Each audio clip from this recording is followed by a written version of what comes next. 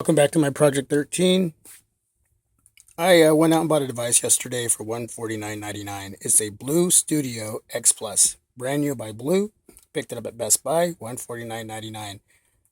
I made a video yesterday, an unboxing, and if you want to check that out, you can go to my channel and check it out. So I'm not going to get too much in depth like I did yesterday. I spent 15 minutes doing that video, and I'm already taking this device back. The cons totally outweighs the pros in this device.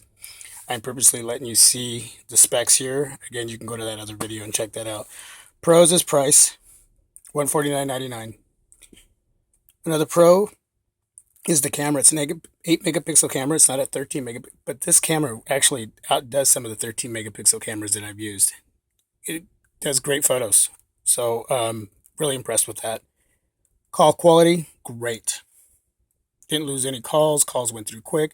I actually contacted a couple friends and made some calls purposely out there, see how they received them, see how they sounded, and vice versa. So that was a great thing.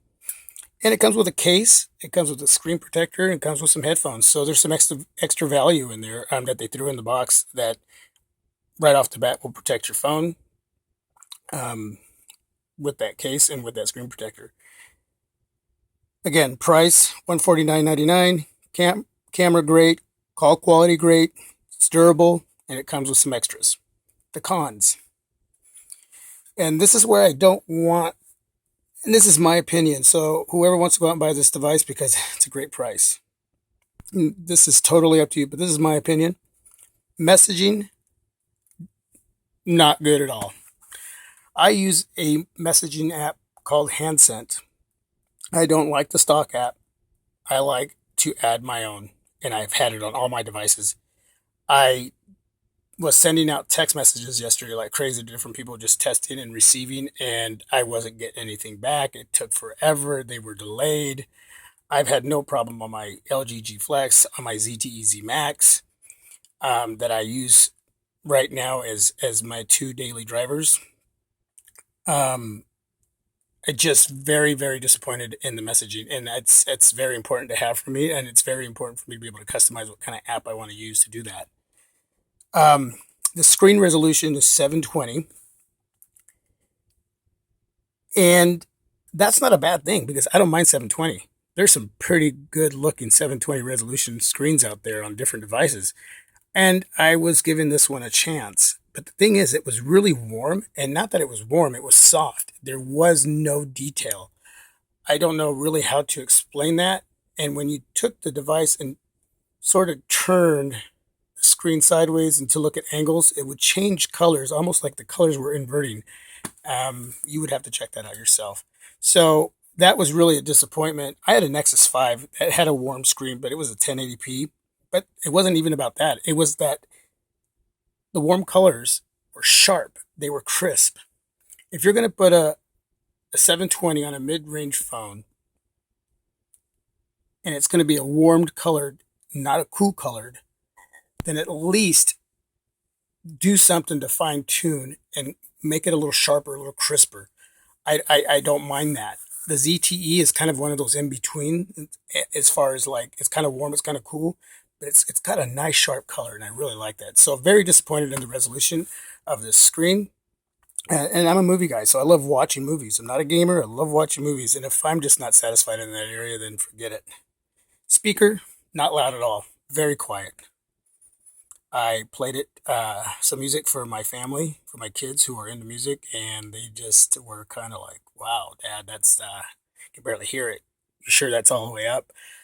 Yep, it was all the way up, and it just wasn't doing it. So that's another con. And the very last one, which is really important, and I mentioned this with my messaging app. You customize this puppy to your liking, and it's going to lag, it's going to freeze, it's even going to turn off. I put Nova Launcher on here, and it just had major issues. And that is one of my favorite launchers.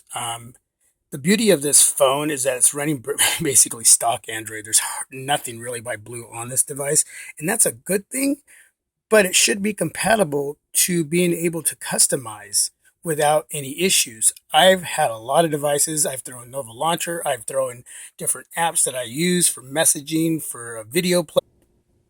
No issues whatsoever. So that really, really just dissatisfied me. And that was the kicker right there to take this device back. If I can't customize my device, then forget it. I have certain apps I gotta have.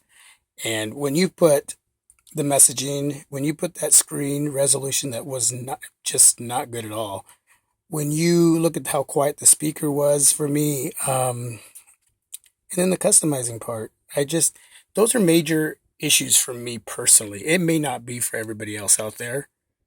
The pros may outweigh the cons for some of you.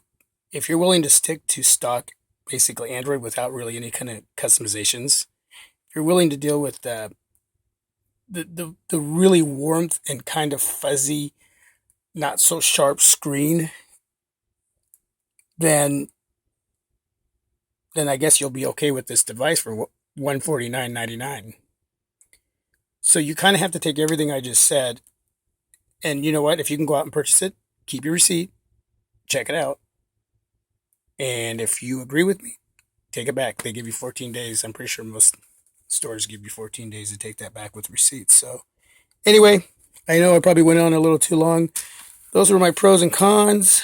I wanted to be as detailed as possible. I know a lot of these other folks that do videos say them really super quick, but I kind of wanted to explain. That's just my nature of explaining somewhat in detail. So if you have a question, you kind of, hopefully I covered that. So it's, I'm a little saddened that, after 2 days, I'm taking this puppy back already. But I got my receipt, got my bag. It's going back to Best Buy. My Project 13 out.